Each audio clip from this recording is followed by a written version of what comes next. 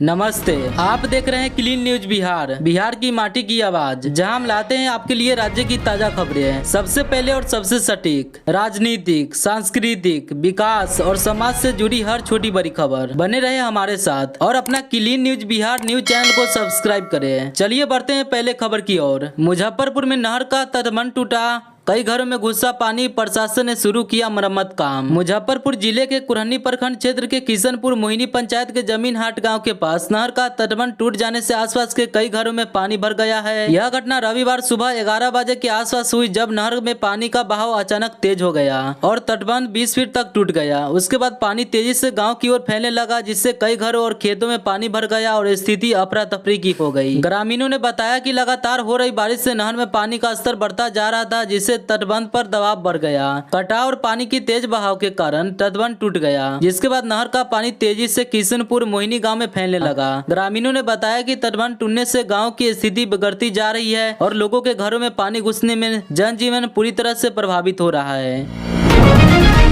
सिकरना नदी का कटाव जारी, 10 पंचायतों को जोड़ने वाली सड़क खतरे में, 80% हिस्सा पानी में समाया। स्थानीय लोगों ने बताया कि सिकरना नदी में बाढ़ का पानी कम होने पर कटाव तेज हो जाता है, जिससे सड़क और आसपास के क्षेत्रों को गंभीर खतरा पैदा हो गया है, लेकिन प्रशासन इस स्थिति से बेखबर है। मोतिहारी में जटवा से जनेरवा को जोड़ने वाली मुख्य सड़क पर सिकरना नदी का लगातार कटाव हो रहा है, जिससे अब तक 80% सड़क बाढ़ के पानी से कट चुकी है। यह सड़क मोतिहारी जिला के मुख्यालय के बंजरिया प्रखंड के 5 पंचायतों के साथ साथ सुगौली और रामगढ़ प्रखंडों से जोड़ती है, लेकिन कटाव के कारण सड़क बंद होने के कगार पर है। सीएम नीतीश ने 18 जिलों के 3,21,000 परिवारों के खाते में 7-7 हजार अनुग्रहित राहत राशि भेजी। कही ये बात, मुख्यमंत्री नीतीश कुमार ने बाढ़ प्रभावित 18 जिलों के 3,21,000 परिवारों के खाते में 7-7 हजार रुपए अनुग्रहित राहत की राशि डीबीटी के माध्यम से 225.25 करोड़ रुपए अंतरण की। वही सीएम नीतीश ने कहा, बाढ़ प्रभावित क्षेत्रों में किसानों को फसल क्षति की राशि दीपावली के पूर्व अवश्य उपलब्ध करा दे। बिहार सीएम नीतीश कुमार ने गुरुवार को एक अन्य मार्ग स्थित संकल्प में आयोजित कार्यक्रम में राज्य के 18 जिलों में आई बाढ़ द्वितीय चरण से प्रभावित 3,21,000 परिवारों को डीबीटी के द्वारा सीधे उनके खाते में 7,000 रुपए प्रति परिवार की दर से कुल 225.25 करोड़ रुपए की अनुग्रहित राहत राशि की भुगतान का माउस क्लिक पर अंतरण कराया। सीएम द्वारा प्रथम चरण में 4,38,529 परिवारों के खाते में 306.97 करोड़ रुपए अंतरित की गई थी, जबकि आज द्वितीय चरण में 3,21,792 परिवारों के खाते में 225.25 करोड़ रुपए अंतरित की गई। यानी कुल बाढ़ से प्रभावित 7,60,321 परिवारों के खाते में 532.22 करोड़ रुपए की राशि अंतरित की गई। गया में ट्रेन पलटाने की साजिश, थाने में अज्ञात के खिलाफ मामला हुआ दर्ज। बिहार से एक बड़ी खबर सामने आई। पटना गया रेलखंड पर मंगलवार की देर रात मकंदुमपुर और बेला स्टेशन के बीच नियामतपुर हाट के समीप पटरी पर बड़ा पत्थर रखकर इस्लामपुर हटिया एक्सप्रेस ट्रेन को पलटाने की साजिश विफल हुई। बिहार के गया जिले में ट्रेन को पलटाने की साजिश प्रकाश में आई है। हालांकि ट्रेन पायलट की सूझबूझ के कारण साजिश नाकाम हो गई। घटना पटना गया रेलखंड पर मंगलवार की देर रात नियामतपुर रेल हाट के पास की है। वही पायलट के बयान पर बेलागंज थाना में अज्ञात के विरुद्ध कांड दर्ज किया गया है।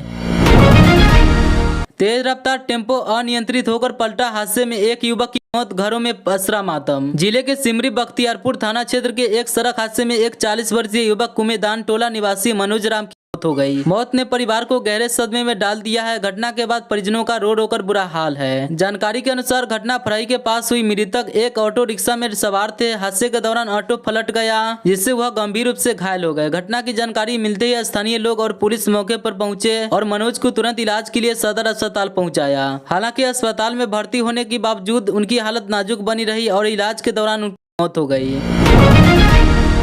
सिवान में फिजिक्स के टीचर को अपराधियों ने मारी गोली, जांच में जुटी पुलिस, इलाके में दहशत। सिवान में फिजिक्स के टीचर को अपराधियों ने गोली मार दी। मामला बरहरिया थाना क्षेत्र का है। मामले को लेकर पुलिस जांच में जुट गई है। फिलहाल पूरे इलाके में दहशत का कायम है। पटना के संबंध में बताया जाता है कि अवनीश कुमार, जो अपने भाई के साथ मिलकर सिवान शहर के महादेवा में फिजिक्स का कोचिंग चलाते थे, वही कोचिंग से पढ़ाकर अपने घर गोपालगंज जा रहे थे। तभी वह बरहरिया थाना क्षेत्र के पास सदबपुर गाँव के करीब भलुआ टावर के पास अपने कुछ साथियों के साथ रुक कर बातचीत कर रहा था। उसी दौरान किसी से विवाद हो गया, जिसके बाद अपराधियों ने अवनीश कुमार को पैर में सटाकर गोली मार दी, जिससे वह घायल होकर गिर पड़ा। वही अपराधी मौके से फरार हो गए। अवनीश ने शोर मचाया, तब आसपास के लोग दौड़कर आए और घायल अविनाश को इलाज के लिए सिवान सदर अस्पताल भर्ती कराया, जहां डॉक्टरों की टीम ने स्थिति गंभीर देखते हुए बेहतर इलाज के लिए पटना पीएमसीएच रेफर कर दिया।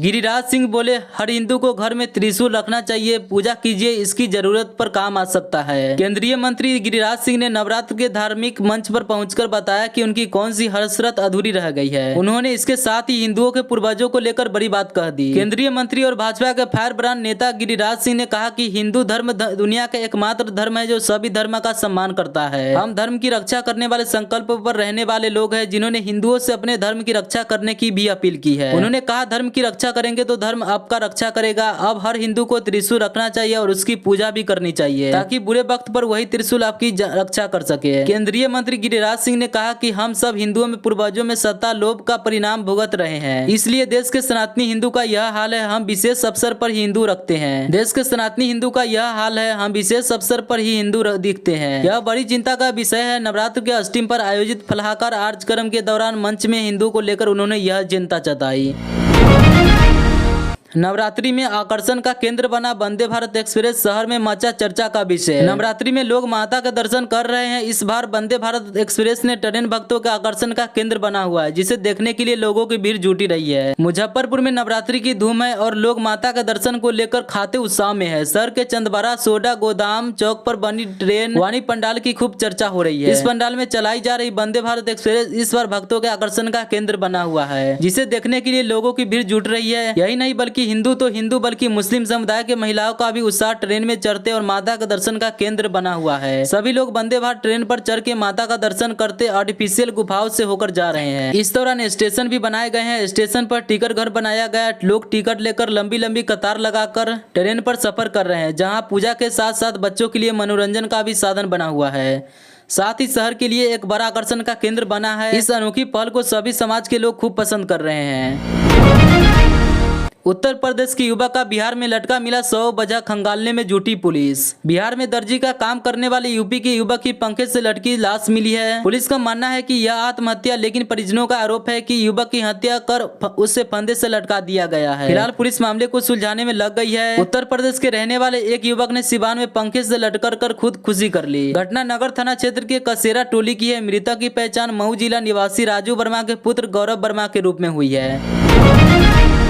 सहरसा में पर्व में सुनसान घरों पर चोरों की नजर। रिटायर्ड प्रोफेसर के घर से 2.5 लाख के जेवरात और नकदी उड़ाई। सदर थानाध्यक्ष सुबोध कुमार कहा कि पकड़े गए दोनों चोरों को इलाज के लिए सदर अस्पताल भेजा गया है। मकान मालिक द्वारा चोरी की शिकायत दर्ज कराई गई है। मामले की छानबीन की जा रही है। सहरसा में पर्व के दौरान सुनसान घरों पर चोरों की नजर बनी हुई है। लोग जब अपने घरों को बंद कर पूजा या छुट्टियों के लिए बाहर जाते हैं। ताजा मामला सहरसा के सदर थाना क्षेत्र के संकुतला नगर वार्ड संख्या 20 का है, जहाँ चोरों ने रिटायर्ड प्रोफेसर आनंद नाथ झा के घर में को निशाना बनाया और 2.5 लाख रुपए के सोने चांदी के आभूषण 50 रुपए नकदी सहित कीमती सामान की चोरी कर ली। जानकारी के मुताबिक घटना गुरुवार रात 11 बजे की है, जब मोहल्ले के लोगों ने प्रोफेसर झा के घर के वेंटिलेटर से 2 अज्ञात युवक को बाहर निकलते देखा। मोहल्ले के लोगों ने तुरंत चोर चोर का शोर मचाते हुए दोनों को पकड़ लिया है। उनकी जमकर पिटाई कर दी। इसके बाद पुलिस को सूचित कर दोनों चोरों को उनके हवाले कर दिया। सहरसा में युवक की पीट कर एक गंभीर रूप से घायल, जमीन विवाद का है मामला। सौर बाजार थानाध्यक्ष प्रभाकर भारती ने बताया कि मामले की छानबीन की जा रही है और जल्द ही दोषियों के खिलाफ सख्त कार्रवाई की जाएगी। सहरसा जिले के सौर बाजार थाना क्षेत्र के समदा वार्ड संख्या 11 में आपसी जमीन विवाद को लेकर एक युवक को बेरहमी से हत्या कर दी गई, जबकि उसका बड़ा भाई गंभीर रूप से घायल हो गया। मृतक की पहचान चंदन कुमार के रूप में हुई है, जो दिल्ली में अपने परिवार के साथ रहता था और दुर्गा पूजा के अवसर पर अपने गाँव आया था।